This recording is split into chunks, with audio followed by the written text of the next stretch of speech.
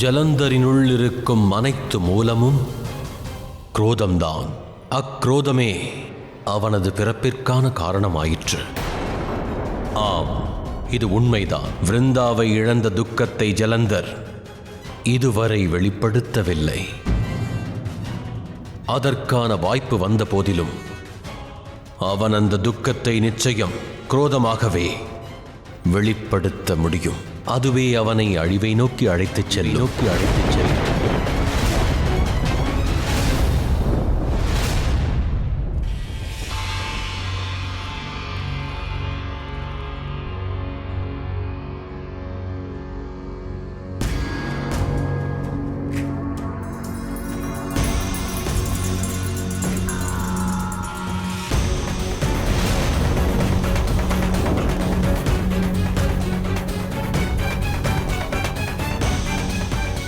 உன்னுடைய தந்தை சமுத்திர தேவனிடம் அனைத்து உறவுகளையும் முறித்து கொண்ட பிறகு உனக்கு தந்தை இல்லை என்று எப்பொழுதும் நீ நினைத்து விடாதே ஜலந்தர். இந்த யுத்தத்தில் உனக்கு நான் ஒரு தந்தையாக உனக்கு வழிகாட்டுவேன். இறுதி வரை இந்த யுத்தத்தில் உனக்கு உறுதுணையாக இருப்பேன். நாளைய தினம் சூரியன் உதயமாகும் சமயத்தில் ஆரம்பமாகப் போகும் யுத்தமானது ஒரு பிரளயத்தை விட பயங்கரமானதாக இருக்கும்.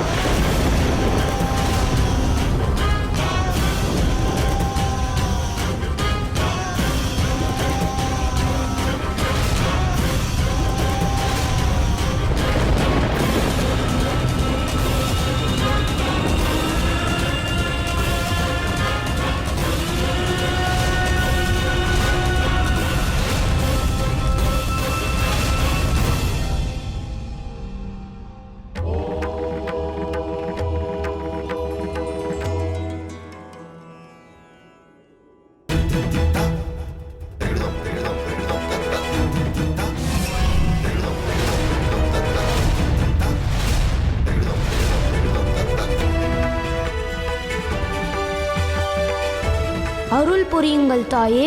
இன்று நாங்கள் ஜலந்தரின் தீய சக்தி மற்றும் இருளை இப்பிரபஞ்சத்திலிருந்து விரட்டுவதில் வெற்றி பெற வேண்டும். வெற்றியடைய ஆசிர்வதிக்கிறேன்.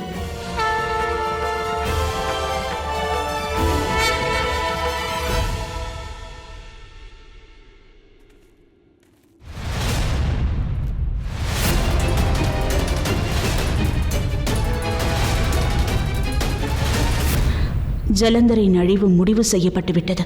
ஆனால் அது எப்படி? அது மட்டும்தான் நமக்கு தெரிந்தாக வேண்டும். ஆனால் ஒரு உண்மையை எண்ணி நான் முழுமையாக சமாதானம் அடைந்து விட்டேன். இந்த யுத்தம் எந்த வழியில் சென்றாலும் சரி, சிவனும் சக்தியும் ஒன்றாக இருக்கிறோம், ஒன்றாகவே இருப்போம். ஆம் கௌரி, எந்த ஒரு யுத்தத்திலும் வெற்றி பெறுவதற்கு இந்த உண்மையே மிக முக்கியமானதாகும்.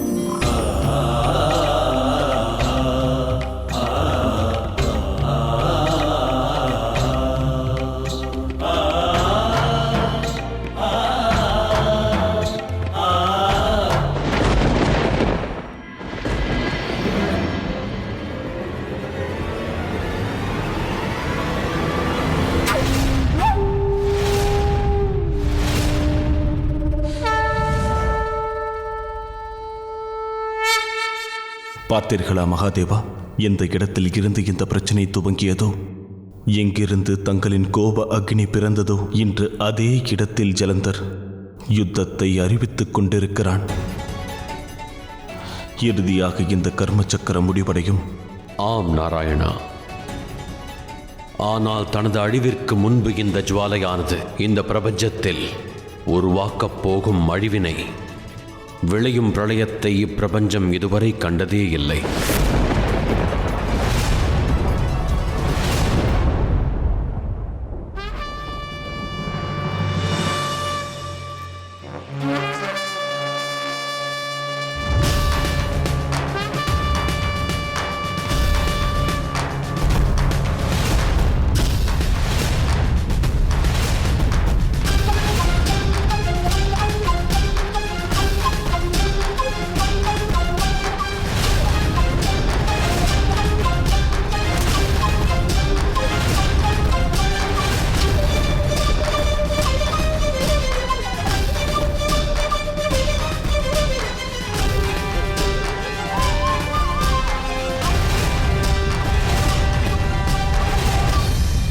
ஜலந்தர், நீ யுத்தம் புரியும் நோக்கத்தோடு வந்திருக்கிறாய்.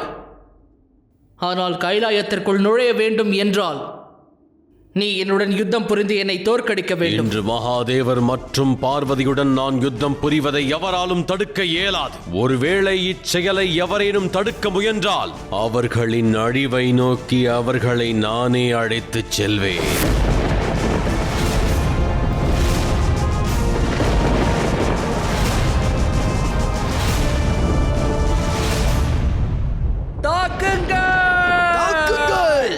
தாக்குங்கள்!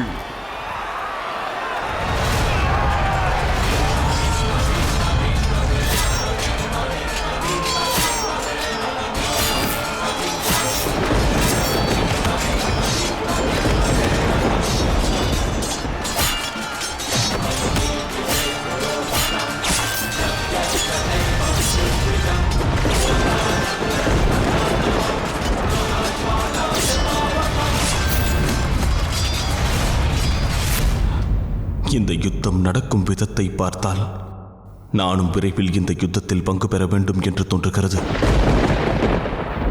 வேண்டாம் சகோதரரே,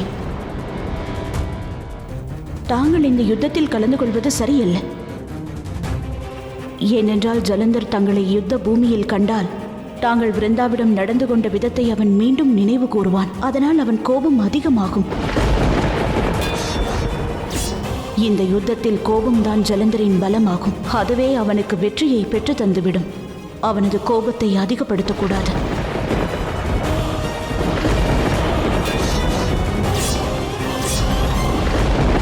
சரி பார்வதி, இதுவே மகாகாளியின் கருத்தென்றால் நான் அதை ஏற்றுக்கொள்கிறேன்.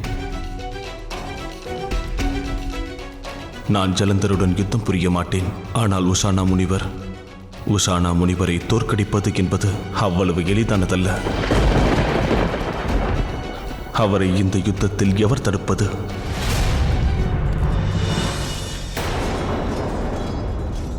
என்னவாயிற்று முனிவரே, யுத்தம் செய்ய மாட்டீர்களா? போர் புரியுங்கள். நான் தங்கள் முன்புதான் உள்ளேன். நான் பாலகர்களுடன் யுத்தம் புரிவதில்லை. அது மட்டுமல்ல, சிவ குடும்பத்துடன் மோதும் உரிமை ஜலந்தருடையது. சென்றுவிடு.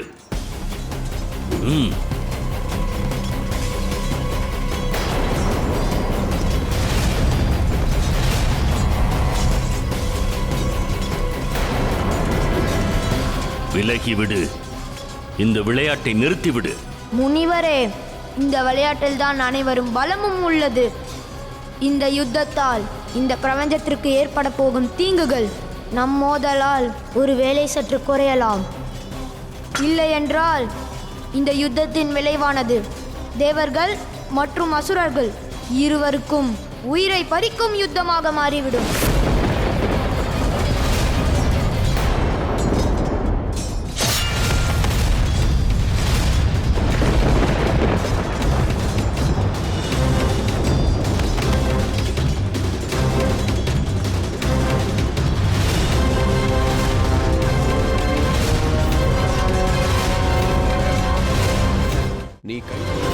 ஜலந்தரும் கார்த்திகேயனும் ஒருவருக்கொருவர் மோதிக்கொள்ளும் போது இந்த யுத்தத்தின் மிக முக்கியமான ஒரு பகுதி ஆரம்பமாகும்.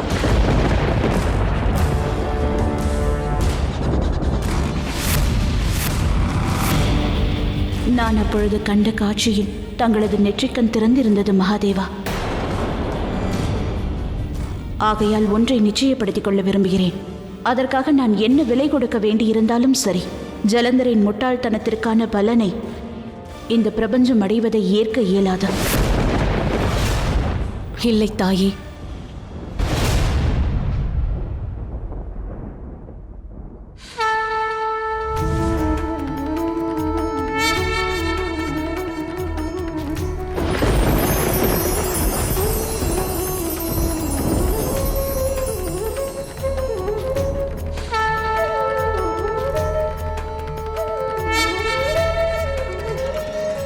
ஜலந்தருக்கு மோட்சம் அளித்து விடுங்கள் தாயே.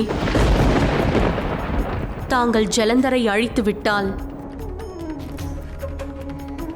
அது இந்த உடலின் அழிவாகும்.